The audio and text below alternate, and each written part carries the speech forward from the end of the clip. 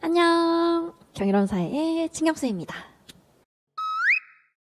자, 오늘은 문화 변동에 대해서 함께 이야기해 보려고 합니다. 우리가 매일 입는 옷, 먹는 음식, 쓰는 스마트폰, 그리고 생각하는 방식까지 이 모든 건 사실 문화입니다. 그리고 이 문화는요, 가만히 있는 게 아니라 계속 바뀝니다. 그걸 우리는 문화 변동이라고 하고, 그런데 왜 바뀌는 걸까요? 어떻게 바뀌는 걸까요? 그리고 이 과정에서 어떤 문제들이 생길 수 있을까요? 고민해 보신 적 있나요? 오늘 하나씩 알아가 보도록 하겠습니다. 자, 문화는 왜 변할까? 문화 변동의 원인. 먼저 문화 변동이 일어나는 이유부터 살펴보도록 할게요. 크게 내재적 요인과 외재적 요인 두 가지가 있습니다. 첫 번째, 내재적 요인으로는 우리 사회 내부에서 생겨나는 변화를 이야기합니다. 가장 대표적인 것이 발명과 발견인데요. 발명은요, 지금까지 없었던 새로운 문화 요소를 만들어내는 것을 말합니다. 이 발명은 다시 또 세 가지로 나눌 수 있어요. 첫 번째, 1차적 발명은 완전히 새로운 걸 만들어낸 경우입니다. 예를 들면 활의 발명. 그 전에 없었는데 완전히 새로운 무기가 만들어졌죠. 두 번째, 2차적 발명은 기존에 있는 것들을 조합하거나 응용해서 만든 거예요. 예를 들면 현악기. 기존의 악기를 응용하고 활을 활용하여 새로운 소리를 만들어낸 거죠. 그리고 마지막으로 관연적 발명이라는 것도 있는데요. 눈에 보이진 않지만 종교, 신화, 이데올로기와 같은 것들이 여기에 해당합니다. 민주주의, 자본주의는 관연적 발명으로 볼 수 있겠네요. 그 다음은 발견입니다. 이미 존재하지만 아직 몰랐던 것을 찾아내는 것이 바로 발견이에요.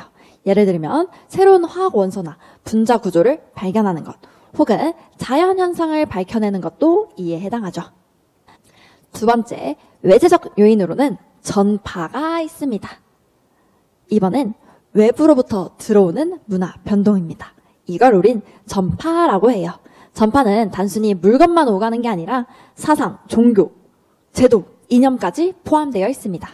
전파 방식에는 총 3가지가 있는데요. 먼저 첫 번째, 직접 전파는 사람이 사람을 통해 직접 전해주는 거예요. 중국에서 우리가 사람과의 교류를 통해 한자와 유교가 우리나라에 들어온 것이 바로 직접 전파의 예입니다. 간접 전파는요, 매체를 통해서 전해지는 방식인데요. 책, 텔레비전, 인터넷. 요즘은 유튜브를 통해 다른 나라의 문화를 접하는 것이 여기에 해당한다고 볼 수 있겠죠? 마지막으로 자극 전파는 이건 다른 문화에서 아이디어를 얻어서 그걸 바탕으로 새로운 문화를 만들어내는 것입니다. 예를 들어 이두나 체로키 문자처럼 다른 나라의 문자의 아이디어를 참고하여 만든 새로운 문자가 자극 전파의 예입니다. 그리고 전파는 꼭 나라와 나라 사이에서만 일어나는 것은 아니에요. 우리 도시와 농촌 또는 10대와 기성세대 사이에서도 일어나는 것이 문화 전파입니다. 그런데 이런 전파 중에서도 정신문화, 즉 가치관과 종교 같은 건 거부감이 더 클 수도 있습니다. 왜냐하면 이건 개인의 정체성에 영향을 주기 때문이죠. 그래서 새로운 물질 문화는 쉽게 받아들여지지만 정신 문화는 좀 더 신중하게 수용하게 됩니다. 여기에 대한 건 이따가 3번째 타임에서 다시 해보도록 할게요. 자, 그러면 이제 다른 문화와 접촉했을 때 어떤 변화가 생기는지 알아볼게요. 이걸 문화 접변이라고 하는데요. 말 그대로 문화가 서로 접촉하면서 변형되는 현상입니다. 이 접변은 발생 과정에 따라 그리고 결과에 따라 나눌 수 있는데요. 먼저 과정에 따라 한번 살펴보도록 할게요. 과정에 따라선 첫 번째, 강제적 문화 접변이 있습니다. 전쟁이나 식민 지배처럼 강제로 이루어지는 경우를 얘기하죠. 우리 일제강점기의 일본의 문화 강요를 예로 들 수 있어요. 두 번째는 자발적 문화 접변입니다. 이민, 유학과 같이 스스로 선택해서 다른 문화를 받아들이는 경우죠. 다음으로 문화 접변의 결과에 따라서 분류해 보도록 할게요.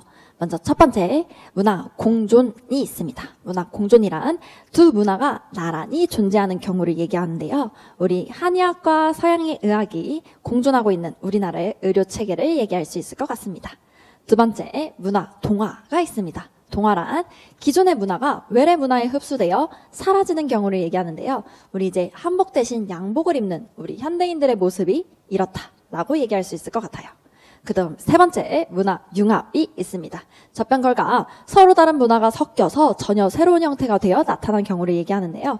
우리 한국 전통의 결혼식에서 한국 결혼식에서 전통적인 패백과 서양식 예식이 함께 진행되는 것을 보고 우리 문화 융합이다라고 얘기할 수 있습니다. 또 사찰의 산신각과 칠성각이 함께 있는 풍경도 여기에 해당한다고 다들 많이 얘기하는데 우리 친구들이 느껴보기에는 조금 어려운 사례 같아요. 마지막 문화 반동과 복고라는 결과가 나타나기도 합니다. 외부 문화를 거부하고 전통으로 되돌아가려는 움직임이 나타날 때 이렇게 얘기하는데요. 우리 일제강점기 때 신사참배를 거부하고 국학운동을 펼쳤던 우리 조상들이 문화 접변의 결과 반동과 복고라고 얘기할 수 있겠네요. 우리 학생들도 느끼겠지만 변화가 꼭 긍정적인 것만은 아니에요. 문화 변동이 너무 빠르거나 조화를 이루지 못하면 문제가 생겨나게 됩니다. 그래서 첫 번째, 가장 대표적인 게 문화 지체 현상입니다. 이건 물질 문화의 발전 속도를 비물질 문화가 따라가지 못하는 현상을 얘기해요. 예를 들어서 자동차는 빨라졌는데 도로가 여전히 좁다거나 우리 자율주행 자동차가 나왔지만 그러한 도로 여건이 마련되지 않았다는 것. 또 가사노동은 기계화됐지만 여성의 사회적 지위나 역할에 대한 인식이 그대로일 때 이 모든 것이 문화 지체라고 얘기합니다. 기술은 빨리 변하는데 의식은 변하지 않는 것. 이것이 핵심입니다. 문화 지체와 반대되는 현상으로는 기술 지체 현상도 있습니다. 이념이나 가치관은 먼저 받아들였는데 그걸 실현할 기술이 부족한 경우를 얘기하죠.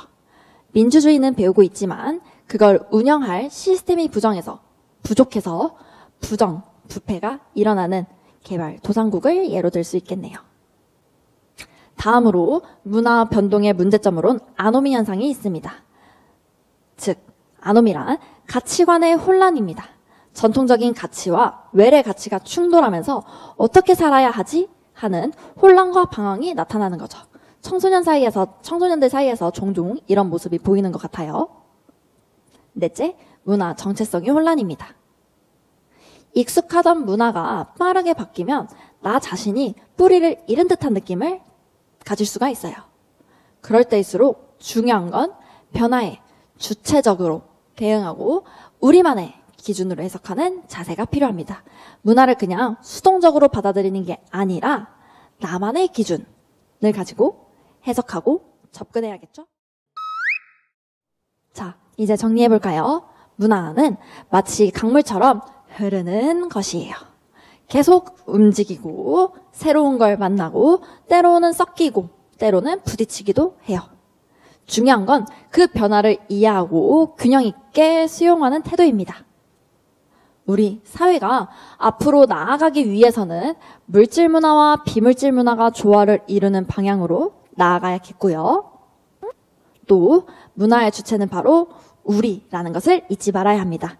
변화를 두려워하지 말고 하지만 맹목적으로 수용하지도 말고 비판적으로 주체적으로 받아들이는 지혜가 여러분에게 필요합니다. 오늘 수업은 여기까지.